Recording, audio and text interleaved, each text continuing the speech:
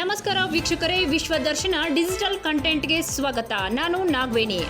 ಕಿತ್ತೂರು ಕರ್ನಾಟಕ ಸೇನೆ ವತಿಯಿಂದ ಇವತ್ತು ಮರಕುಂಬಿಯ ಇನಾಮದಾರ್ ಸಕ್ಕರೆ ಕಾರ್ಖಾನೆ ಎದುರು ಕಾರ್ಮಿಕ ಹಿತಾಸಕ್ತಿ ಕಾಪಾಡುವಂತೆ ಆಗ್ರಹಿಸಿ ಪ್ರತಿಭಟನೆ ನಡೆಸಲಾಯಿತು. ವೀಕ್ಷಕರೇ, ಕೆಲವು ದಿನಗಳ ಹಿಂದೆ ಮರಕುಂಬಿಯ ಇನಾಮದಾರ್ ಸಕ್ಕರೆ ಕಾರ್ಖಾನೆಯಲ್ಲಿ ಕಾರ್ಯನಿರ್ವಹಿಸುತ್ತಿದ್ದ 8 ಜನ ಕಾರ್ಮಿಕರು ಬಾಯ್ಲರ್ ಸ್ಫೋಟವಾಗಿ ಗಂಭೀರವಾಗಿ ಗಾಯಗೊಂಡು ಅಸುನೀಗಿದ್ದರು.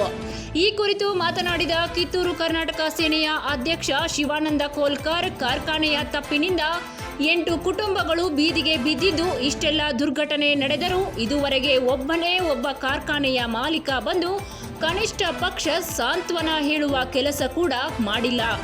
ಕಾರ್ಮಿಕರ ಕುಟುಂಬಕ್ಕೆ ತಲಾ 1 ಕೋಟಿ ಪರಿಹಾರ ನೀಡಬೇಕು. ಕುಟುಂಬದಲ್ಲಿ ಒಬ್ಬರಿಗೆ ನೌಕರಿ ಒದಗಿಸಬೇಕು. ಇಲ್ಲದಿದ್ದರೆ ಮುಂಬರುವ ದಿನಗಳಲ್ಲಿ ಈ ಕುರಿತು ಉಗ್ರ ಹೋರಾಟ ಮಾಡಲಾಗುವುದು.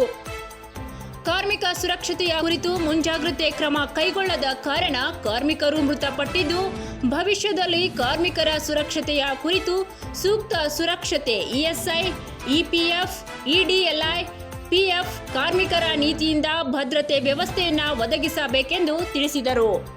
ಇವತ್ತಿನ ದಿನ ಬೈಲಹೊಂಗಲ ತಾಲೂಕಿನ ಮರಕುಂಬಿ ಶುಗರ್ ಫ್ಯಾಕ್ಟ್ರಿಯಲ್ಲಿ ಏನು ಮೊನ್ನೆ 8 ಜನ ತೀರಿಕೊಂಡಿದ್ದರು. ಅವರ ತೀರಿಕೊಂಡಂಥ ಕುಟುಂಬಗಳಿಗೆ ಈ ಫ್ಯಾಕ್ಟ್ರಿ ಮಾಲಕರು ಕೇವಲ 20 ಲಕ್ಷ ರೂಪಾಯಿಗಳನ್ನು ಘೋಷಣೆ ಮಾಡಿದ್ದಾರೆ. ಆ 20 ಲಕ್ಷ ರೂಪಾಯಿಗಳ ಆ ಕುಟುಂಬಕ್ಕೆ ಅದಕ್ಕೂ ಕೂಡ ಸಾಲೋದಿಲ್ಲ. ಅವರ ಕುಟುಂಬಕ್ಕೆ ನಾವು ಕಿತ್ತೂರು ಕರ್ನಾಟಕ ಸೇನೆ ವತಿಯಿಂದ 1 ಕೋಟಿ ರೂಪಾಯಿಗಳನ್ನ ಘೋಷಣೆ ಮಾಡಬೇಕು. 1 ಕೋಟಿ ರೂಪಾಯಿ ಘೋಷಣೆ ಮಾಡದೇ ಇದ್ದರೆ ಮುಂದೆ ನಾವು ಕಿತ್ತೂರು ಕರ್ನಾಟಕ ಸೇನೆಯಿಂದ ಉಗ್ರವಾದಂಥ ಹೋರಾಟವನ್ನು ಹಮ್ಮಿಕೊತೀವಿ. ಯಾಕಂತಂದರೆ ಇಲ್ಲಿ ದುಡಿಯುತ್ತಿರುವಂಥ ಕಾರ್ಮಿಕರಿಗೆ ಅವರಿಗೆ ಒಂದು ಏನಂತಂದರೆ, ನಾವು ನಿಮ್ಮ ಜೊತೆ ಇದ್ದೇವೆ, ನಿಮಗೆ ಯಾವತ್ತೂ ಕೂಡ ನಿಮ್ಮ ಹಿಂದೆ ಇದ್ದೇವೆ ಅಂತೇಳಿ ಮಾಲಕರು ಬಂದು ಇನ್ನೂವರೆಗೂ ಯಾಕೆ ಹೇಳ್ತಾ ಇಲ್ಲ ಅನ್ನೋಂಥದ್ದು ಯಕ್ಷ ಪ್ರಶ್ನೆಯಾಗಿ ಕಾಡ್ತಾ ಇದೆ.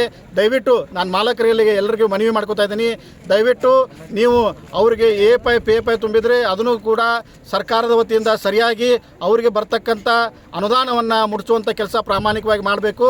ಅದರ ಜೊತೆಗೆ ನಾವು ಕಿತ್ತೂರು ಕರ್ನಾಟಕ ಸೇನೆಯಿಂದ ನಾಳೆ ಕೂಡ ಬೆಳಗಾವಿಯಲ್ಲಿ ಇದೇ ಹೋರಾಟವನ್ನು ಹಮ್ಮಿಕೊಂಡು DC ಅವರಿಗೆ ಮನವಿ ಕೊಡ್ತಾ ಇದ್ದೇವೆ. ಮುಂದಿನ ದಿನಗಳಲ್ಲಿ 1 ಕೋಟಿ ರೂಪಾಯಿ ತಾವೇನಾದ್ರು ಘೋಷಣೆ ಮಾಡದೇ ಇದ್ದರೆ ಕಿತ್ತೂರು ಕರ್ನಾಟಕ ಸೇನೆಯಿಂದ ಉಗ್ರವಾದಂಥ ಹೋರಾಟವನ್ನು ಹಮ್ಮಿಕೊಟ್ಟಿದ್ದೀವಿ, ಹಮ್ಮಿಕೋಬೇಕಾಗುತ್ತೆ ಅಂತೇಳಿ ಈ ಮೂಲಕ ನಾನು ಎಚ್ಚರಿಕೆ ವಹಿಸ್ಪಡಿಸ್ತೇನೆ.